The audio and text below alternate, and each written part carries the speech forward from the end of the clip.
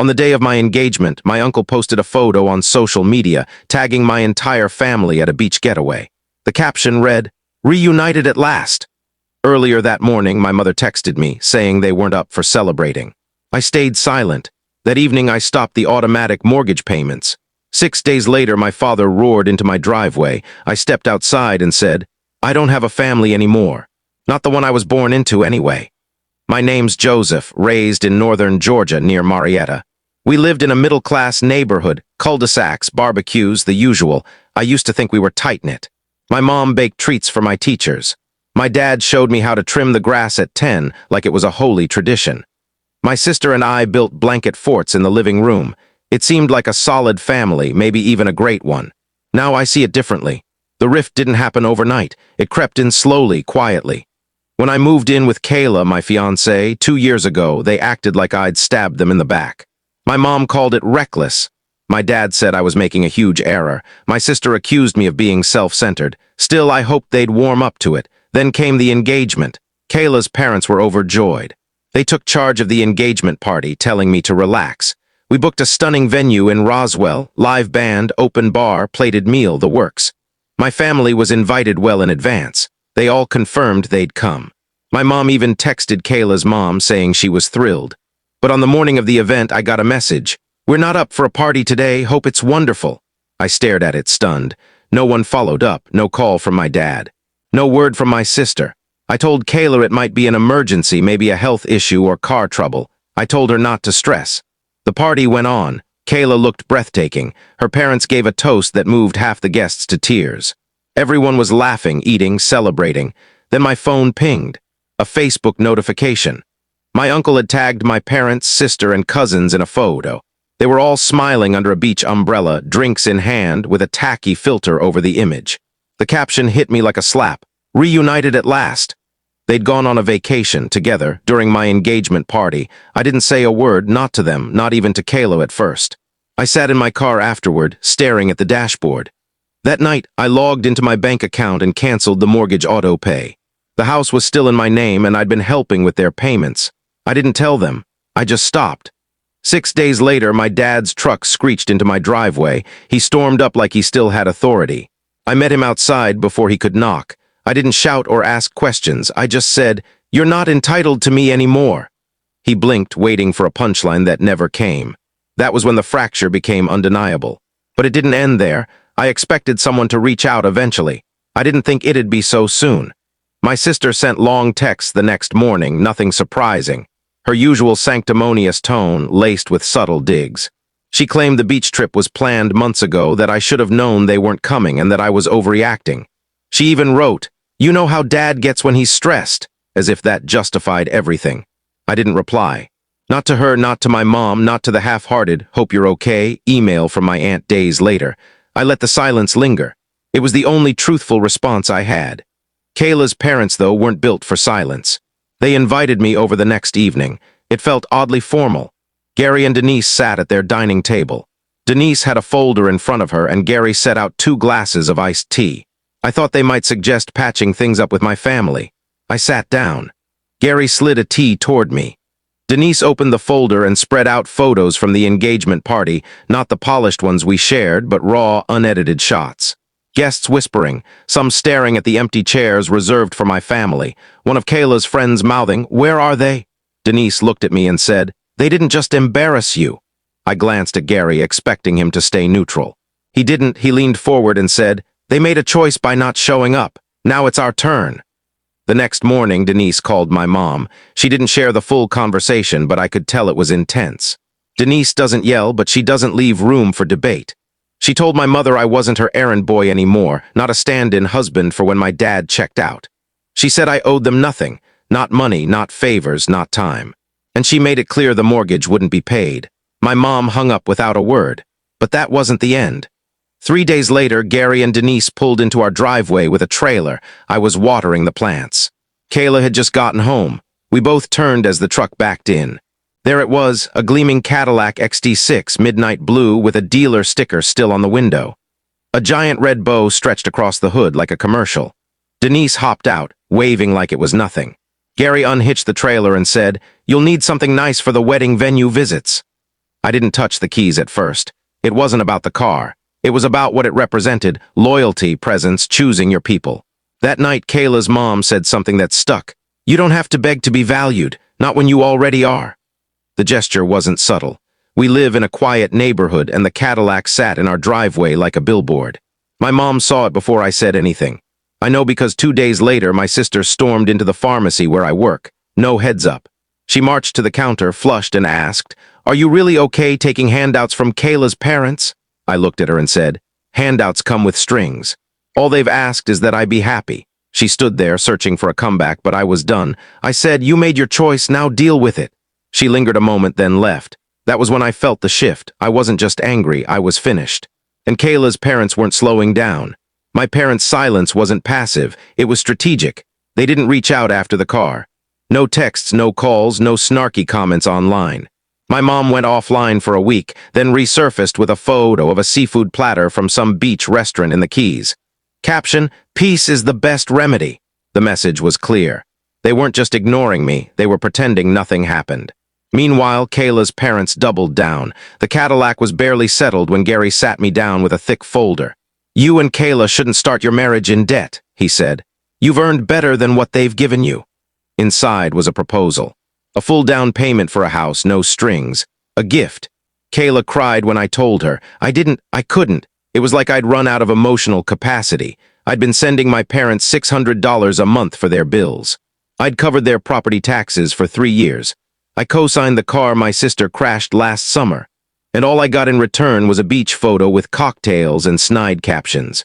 So when Gary and Denise offered the down payment, I didn't feel guilty. I felt saved. I knew accepting it would escalate things, and it did.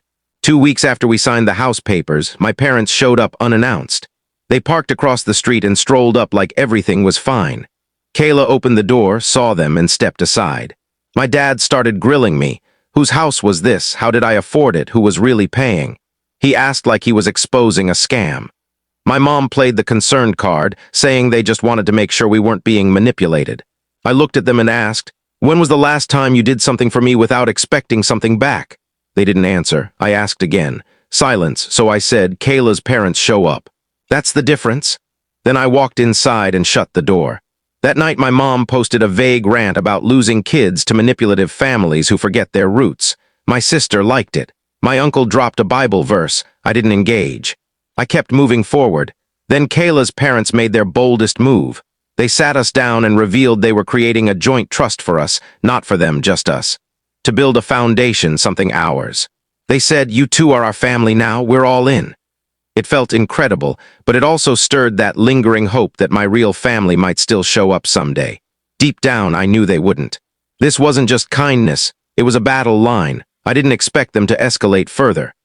After the beach post, the confrontations, the car, the trust, I thought they'd retreat, maybe sulk privately. But my parents don't work that way. Silence was their strategy, not their surrender. 3 days after the trust was finalized, a letter arrived. Handwritten envelope, no return address, just Joseph in my mom's fancy cursive. I read it in the garage, sitting on a crate under a flickering light. It wasn't an apology. It was polished, calculated. She wrote about misunderstandings and wanting to reconnect over lunch. Then came the jab. "We've heard about this trust. Just want to ensure you're acting in your best interest. Don't let people buy your loyalty. You still have a real family." Buy my loyalty? I couldn't believe it. Did she think I'd feel guilty for being respected? That I'd crawl back to people who skipped my engagement party? I didn't show Kayla. I stuffed the letter in a drawer with old receipts. But Denise found out. Not from me, from my dad. He called her claiming he was worried Kayla and I were being swayed, that real family doesn't come with conditions. I heard the end of Denise's response through the back door. "If you want him back, try being worth returning to." I thought that was the end. Then another letter arrived, this time from a lawyer. My parents were suing me, demanding repayment for shared assets and family loans. They listed everything. The down payment I gave them years ago, the car I co-signed for my sister, even appliances I bought for their kitchen remodel. They were claiming debts for things they couldn't have afforded without me. I stood in the kitchen, holding the letter, unable to laugh.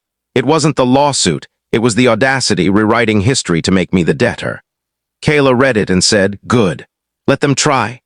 Gary went further, calling a lawyer friend who didn't flinch. He said we had grounds for a counterclaim. 2 days later, we filed, not just to defend, but to demand reimbursement for the mortgage, car repairs, and harassment damages. I thought that would silence them. But my parents had one more move. They skipped the engagement party but RSVP'd to the wedding. And that's when things took a turn I never expected. We kept the wedding intimate for a reason. After the no-show, the lawsuit, the insults, Kayla and I wanted calm. Her parents planned everything perfectly. A lakeside venue, sunset vows, family-style dinner, a jazz trio. 62 guests, all there because they belonged. Except 2. A week before the wedding, my parents' RSVP arrived. Checked, will attend. No note, no call, just their names. Kayla didn't want them there. Denise wanted them barred. I said let them come, not to reconcile, but to sit in the back and witness a moment they had no part in. I wanted them to feel their distance. So they came. Late, naturally. 5 minutes before the ceremony, dressed in black like they were at a funeral. My mom in a severe high-neck dress, my dad in a creased blazer and sunglasses indoors. They sat in the last row. No one acknowledged them. A few of Kayla's cousins whispered, but no one spoke. I didn't look at them. The ceremony was flawless. Kayla glowed. Her vows stopped the room. Denise cried. Gary beamed like he was watching his daughter step into a brighter future. I felt peace for the first time in months. At dinner, I noticed they'd left, slipped out before the cake. Typical. Then a server, Lee, handed me a small envelope. Someone asked me to give this to you. Said to open it at home. I knew who it was from. At midnight, back home, Kayla upstairs humming a song from the reception. I opened it. A note and a check. The note read, "Returning what you think we owe, we won't contact you again." The check was for $28,000, every cent I'd given them. House payments, car loans, the credit card I bylaid them out of. They'd tallied it precisely. I stared at it, expecting relief, freedom. Instead, it felt like a divorce. They'd reduced our relationship to a ledger, balanced it, and walked away. Kayla found me holding the check. She asked, "What will you do with it?" I said I didn't know, because I didn't. I wasn't angry anymore, just hollow. There's a grief in realizing someone has no interest in repairing what's broken. They'd rather pretend it was never whole. I cashed the check. It was the only honest thing they'd done. And even if I'd lost my family, I had Kayla, her parents, a new home, a fresh start. Sometimes healing is a door slamming shut and choosing not to reopen it. After the check cleared, they vanished. No calls, no texts, no holiday messages. No Thanksgiving group chats with pie photos or my sister's dog in a costume. Christmas passed quietly. Kayla and I spent it with her parents in Colorado, snowed in, eating soup and watching old films. It was peaceful mostly. But there was a lingering ache, not for them, but for the idea of them. The family I thought would always show up no matter the mess. The one that fought and forgave, not fought and sued. That first year after cutting ties was odd. I'd catch myself reaching for a connection that no longer existed. I used to call my mom for old recipes. I stopped myself 3 times in January. Kayla would notice me staring off, and I'd say I was just thinking, not a lie, but not the whole truth. I was waiting for something, despite their note promising no contact. I thought my mom might crack. She always did. But not this time, nor my dad. Then came the moment that sealed it. Kayla's parents invited us to their lake house for Memorial Day, a low-key weekend with grilling and boating. We stayed in the guest room, as usual. After dinner, Denise handed us a tissue-wrapped gift. Just because, she said, inside was a brass house key to the lake house. Gary said, it's time it belonged to more than just us. They were transferring the deed to us, not immediately, but soon. For us to pass on someday. I tried to protest, but Denise cut me off. You've earned this, Joseph. You just had the wrong people judging your value. That night, lying awake next to Kayla, I thought about that key, the check, the envelope I never answered. I could have written back, tried to have the final say, but I didn't. Silence was my response. Weeks later, my sister mailed a box. No note. Just 2 childhood trophies, a cracked baby photo, and an old hoodie I'd left behind. Everything else I'd given them, furniture, electronics, they kept. But the sentimental stuff returned. Kayla looked at me cautiously. I shrugged and said, their version of closure, I guess. That was the last I heard from them. No big fight, no final showdown. Just a quiet, cold end to something I thought was unshakable. Now I have a new family, not flawless but real, present. Generous in ways that aren't about money but time, loyalty, showing up when it matters. It's strange to be grateful and grieving at once. But I've learned you can hold both, and I've stopped mourning what was never truly mine.